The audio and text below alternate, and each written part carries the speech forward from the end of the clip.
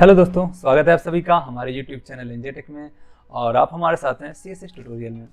दोस्तों, हमने अपने पिछले ट्यूटोरियल के अंदर CSS इंट्रोडक्शन को पढ़ा था और वहाँ पर हमने ये भी देखा था कि CSS किस तरह से वर्क करता है। तो दोस्तों, हम इस ट्यूटोरियल के अंदर स्टडी करने वाले हैं CSS सिंटैक्स। तो आइए चलते हैं और शुरू करते हैं। तो दोस्तों, सभी कंप्यूटर लैंग्वेज की तरह CSS के रूल को भी लिखने के लिए यहाँ पर एक सिंटैक्स होता है। दोस्तों, यहाँ सिंटैक्स को हम एक CSS रूल भी कह सकते हैं, और या फिर आप मेथड कहना चाहें तो मेथड भी कह सकते हैं, जिसके माध्यम से HTML डॉक्यूमेंट के लिए हम CSS कोड को लिखते हैं। ठीक है, तो यहाँ पर CSS सिंटैक्स को एक इमेज के माध्यम से हम स्टडी करेंगे, जैसा कि आप इस वक्त स्क्रीन में देख रहे हैं। तो दोस्तों, यहाँ पर CSS सिंटैक्स के दो हिस्से दिख रहे होंगे। जो पहला हिस्सा है वो है सिलेक्टर, और जो दूसरा हिस्सा है वो है डिक्लेरेशन। और यहाँ पर डिक्लेरेशन के भी दो हिस्से आप लोग को दिख रहे होंगे। जो पहला हिस्सा होगा वो होगा प्रॉपर्टी, और दूसरा जो हमारा हिस्सा होगा वो होगा वैल्यू। तो सबसे पहले हम बात करेंगे सिलेक्टर की। तो जो सिलेक्टर होता है HTML एलिमेंट का वो पॉइंट होता है जिस पर CSS के रूल को हम क्या करना चाहते हैं, अप्लाई करना चाहते हैं। और सिलेक्टर को यूज हमेशा हम करली ब्रैकेट्स के बाहर करेंगे, ना कि अंदर। ठीक है, तो नेक्स्ट हम बात कर लेते हैं डिक्लेरेशन की।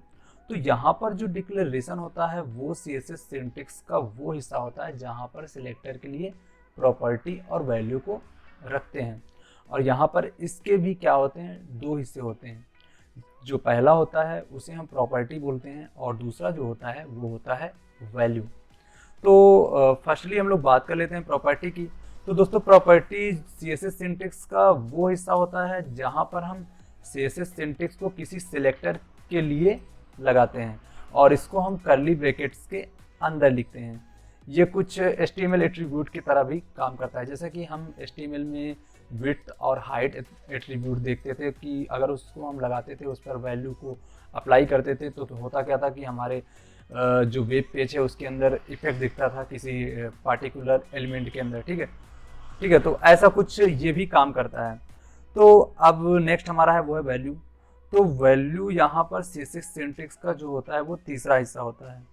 तो दोस्तों, इसका भी इस्तेमाल करली ब्रैकेट्स के अंदर ही होता है, और इसमें प्रॉपर्टी के लिए वैल्यू को सेट किया जाता है। तो ये था डिफिनेशन, और अब चलते हैं हम लोग इसका प्रैक्टिकल कर लेते हैं। ठीक है, तो जैसा कि यहाँ पर ये हमारा ब्राउज़र है, मतलब कि टेक्स्ट एडिटर है, सबलाइन टेक्स्ट एडिटर। ठीक है, तो इसके मैं आउटपुट को यहाँ पर ओपन कर लेता हूँ। जैसा कि यहाँ पर आते हैं और इसका आउटपुट मैं क्रोम पर इस जगह पर ओपन कर लेता हूँ। तो यहाँ पर ये ओपन हो रहा है, तो हम यहाँ पर कोडिंग को ओपन कर लेते हैं। तो यहाँ पर ये मेरी कोडिंग ओपन हो गई है। ठीक है, तो यहाँ पर जैसा कि आप लोग देख रहे होंगे, ये हमारा एक सिंपल सा डॉक्यूमेंट्स है HTML का। तो इसके अंदर हमने एक H1 लिया है, मतलब हेडिंग, और दूसरा यहाँ पर हमने बटन टैग लिया है। बटन टैग के अंदर हमने क्लिक मी, ठीक है, ये दिया है। तो जैसा कि यहाँ पर आप लोग को आउटपुट दिख रहा होगा, इसको मैं थोड़ा सा बड़ा कर देता हूँ। ठीक है, तो ये इतना काफ़ी है। अब यहाँ पर करना क्या है कि अब यहाँ पर जो हमारा HTML डॉक्यूमेंट्स है, तो इसे में से जिस एलिमेंट में हम स्टाइल करना चाहते हैं, तो मान लेते हैं कि हम बटन पर स्टाइल करना चाहते हैं। तो बटन को हम यहाँ पर क्या करेंगे, मान लेते हैं यहाँ से कॉपी कर लेते हैं, और उसके बाद आते हैं यहाँ पर CSS का जो रूल है हम वो रखते हैं। ठीक है, तो पहला जो होता है स्टाइल टैग लगाया जाता है। ठीक है, अब हम इसके अंदर क्या लिखेंगे, CSS का रूल लिखेंगे। जैसा कि मैंने बताया था कि पहले क्या होता है सिलेक्टर। तो हम चाहते हैं कि जो हमारा हेडिंग है इस पर हम कुछ CSS के रूल को अप्लाई करें। तो यहाँ पर हम H1 सिलेक्ट करेंगे। ठीक है, उसके बाद हमने क्या कहा था, करली ब्रैकेट लगाना है, और करली ब्रैकेट्स के अंदर हम क्या करेंगे, प्रॉपर्टी और वैल्यू को रख देंगे। तो जैसा कि हमने बताया था कि पहले हम क्या लिखेंगे, प्रॉपर्टी। तो यहाँ पर हमने लिख दिया कलर।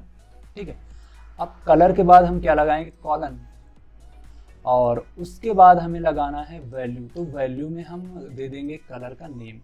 तो कलर का कोई भी नेम हम दे देते हैं, मान लो दे देते हैं यहाँ पर ब्लू। ठीक है, तो यहाँ पर हमने ब्लू दे दिया। कंट्रोल एस करके सेव कर लेते हैं और यहाँ पर रिफ्रेश कर देते हैं। तो अब यहाँ पर हमने क्या देखा कि जो हमारा हेडिंग है वो क्या हो गया, ब्लू कलर का हो गया। ठीक है, नेक्स्ट हमारा है, तो इसे आप ऐसे नीचे भी कर देंगे तो कोई इफेक्ट नहीं पड़ेगा, ये प्रॉपरली वर्क करेगा।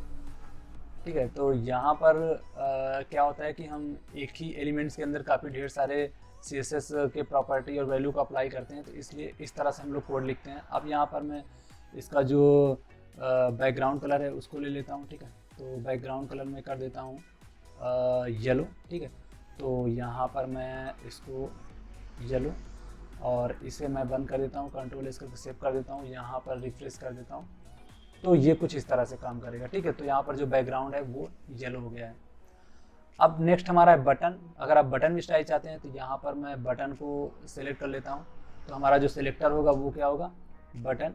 तो यहाँ पर मैं सिलेक्ट किया बटन, और उसके बाद अब यहाँ पर जो कलर है, इसके बैकग्राउंड जो कलर है उसको हम चेंज कर देते हैं। तो ये बैकग्राउंड है, तो बैकग्राउंड कलर को मैं कर देता हूँ ग्रीन।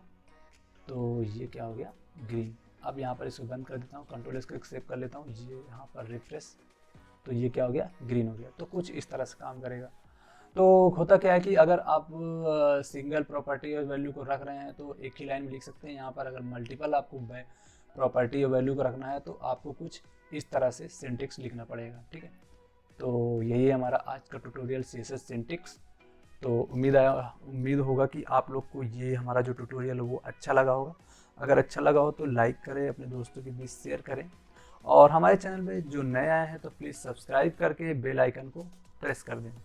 तो हम मिलते हैं अपने अगले ट्यूटोरियल में किसी नए CSS के प्रॉपर्टीज़ या फिर किसी नए टॉपिक के साथ। तब तक के लिए बाय फ्रेंड्स।